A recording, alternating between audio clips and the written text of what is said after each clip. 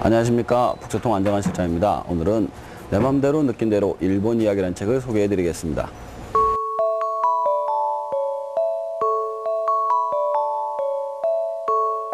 이 책은 조이 윤서인이라는 사람이 쓴 책인데요. 일본 여행을 15번 이상 왔다 갔다 하면서 느낀 점을 갖다가 사진과 그림으로 표현한 그런 책이 되겠습니다.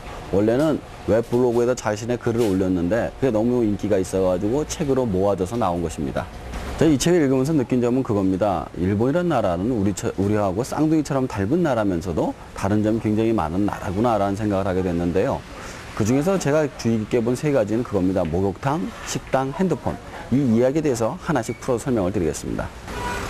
전 세계적으로 이런 대중탕 문화가 발달된 나라가 별로 없는데 일본도 그런 나라 중에 하나죠.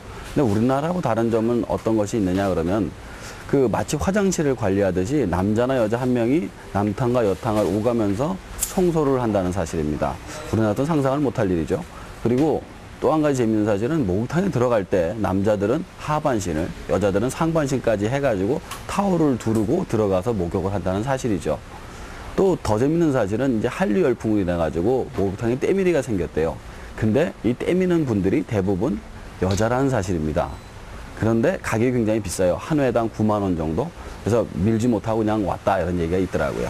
자, 두 번째로 주의 깊게 본 부분은 바로 식당인데요. 일본의 식당 같은 경우 혼자서 밥 먹는 사람이 굉장히 많다고 그럽니다. 그래서 우리나라하고 다른 그런 식당 문화를 가지고 있죠.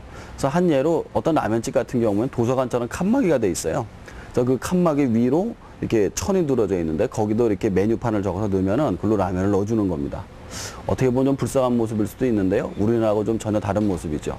또 하나 다른 음식점 문화는 바로 고기 문화가 별로 발달하지 않았다는 사실입니다.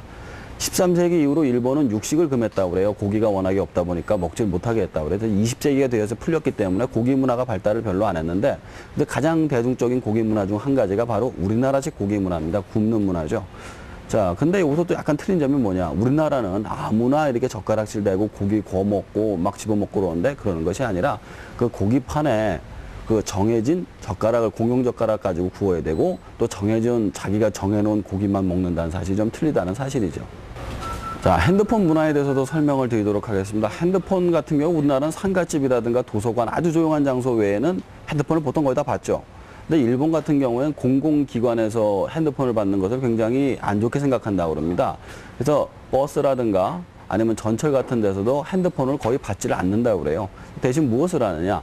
문자로 채팅을 한다고 합니다. 전화를 갖다가 문자를 보내는 것이 아니라 실시간으로 문자 채팅을 통해 가지고 이야기를 한다고 하네요. 보통 전화를 받는 사람들을 보면은 한국 사람인 줄 알고 그렇게 얘기를 한다고 합니다. 자, 제가 이 책을 소개하게 된 계기는 그겁니다. 우리가 일본에 대한 감정이 좀 좋지 않습니다. 식민지 문제도 있고요. 독도 문제도 있고요. 하지만 이럴 때일수록 좀 냉철하게 일본 사람은 어떤 사람인지, 일본은 어떤 나라인지 볼 필요가 있다고 생각하시는 분들한테 권하고 싶습니다.